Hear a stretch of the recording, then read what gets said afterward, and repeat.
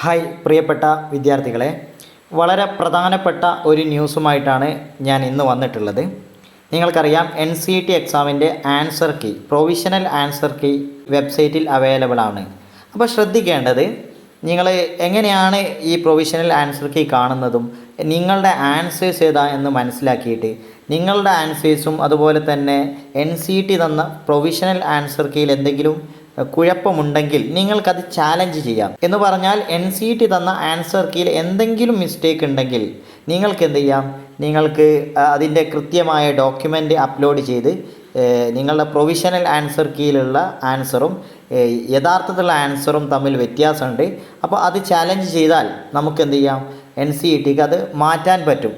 അവർ എന്ത് ചെയ്യും, അത് വെരിഫൈ ചെയ്തിട്ട് ഫൈനൽ ആൻസർ കീ വരുമ്പോൾ അത് ശരിയാക്കും. അതിന് വേണ്ടിയിട്ടാണ് ഇത്തരം ഒരു സംവിധാനം ഒരുക്കിയിട്ടുള്ളത്. അപ്പോൾ നിങ്ങൾ ആദ്യം ചെയ്യേണ്ടത്, നിങ്ങളുടെ ആപ്ലിക്കേഷൻ നമ്പറും അതുപോലെ തന്നെ പാസ്വേഡും, നമുക്ക് ആൻസർ കീ ചാലഞ്ച് എന്ന് കണ്ടോ, ആൻസർ കീ ചലഞ്ചിൽ പോയാൽ നമ്മുടെ ആപ്ലിക്കേഷൻ നമ്പർ ചോദിക്കുന്നുണ്ട്, അതുപോലെ ഡേറ്റ് ഓഫ് ബർത്ത്. ഇത് അടിച്ചു കൊടുത്താൽ നമുക്ക് നേരെ അടുത്ത ഒരു പേജിലേക്ക് വരും.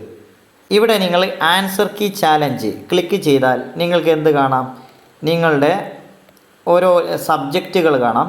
ഇവിടെ വ്യൂ ക്ലിക്ക് ചെയ്താൽ ഇവിടെ നിങ്ങൾക്ക് കാണാവുന്നതാണ് എന്ത്, നോക്കൂ, ഇവിടെ നിങ്ങളുടെ ആൻസേഴ്സ് കാണാം. നിങ്ങൾ ഓരോ ക്വസ്റ്റ്യനും നോക്കൂ, നിങ്ങൾ കൊടുത്തിട്ടുള്ള ആൻസേഴ്സ് ഇതാണ്. നിങ്ങൾ ഓരോ ക്വസ്റ്റ്യനും സെലക്ട് ചെയ്ത ആൻസേഴ്സ്. ഇപ്പോൾ ഞാൻ ഇവിടെ ഒരു ക്വസ്റ്റ്യൻ നോക്കൂ, ക്വസ്റ്റ്യൻ ID 303 ഇവിടെ നിങ്ങൾ സെലക്ട് ചെയ്തത് ഒന്നാമത്തെ ഓപ്ഷനാണ്. അപ്പോൾ നിങ്ങൾ ഇത് ശരിയാണോ തെറ്റാണോ നമ്മൾ വിചാരിക്കുക, നിങ്ങൾ കൊടുത്താണ് ശരിയെന്ന് വിചാരിക്കുക. അങ്ങനെയാണെങ്കിൽ നമ്മൾ ഇങ്ങോട്ട് പോകണം.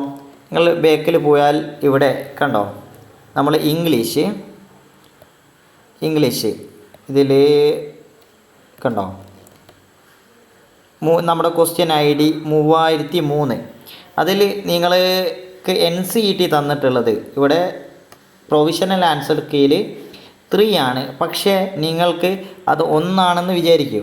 അങ്ങനെ ആകുമ്പോൾ അവിടെ ടിക്ക് ചെയ്യുന്നു. പിന്നെ നിങ്ങൾ ചെയ്യേണ്ടത് കണ്ടോ, claimed answer key list upload document English and language. ഇവിടെ നിങ്ങൾ എന്ത് ചെയ്യണം, അതിൻ്റെ ഡോക്യുമെൻറ്റ് കൊടുക്കണം. ക്ലിയർ അല്ലേ? ഇത് കണ്ടോ, in case the candidate want to submit documents in support of challenge of answer key they should upload the PDF file with maximum size of 1 MB. 1 MB വരെ നമുക്ക് സൈസുള്ള PDF ഇവിടെ അപ്ലോഡ് ചെയ്യാം. അപ്പോൾ നിങ്ങൾ ഒറിജിനൽ ടെക്സ്റ്റിൽ കൃത്യമായിട്ട് ആൻസർ ഇതാണ് എന്ന് കൊടുത്തിട്ട് ഇവിടെ നിങ്ങൾക്ക് ചാലഞ്ച് ചെയ്യാം. ഇങ്ങനെയാണ് ഓരോ സബ്ജക്റ്റിൻ്റെയും ആൻസർ ചെയ്യേണ്ടത്. ക്ലിയർ അല്ലേ?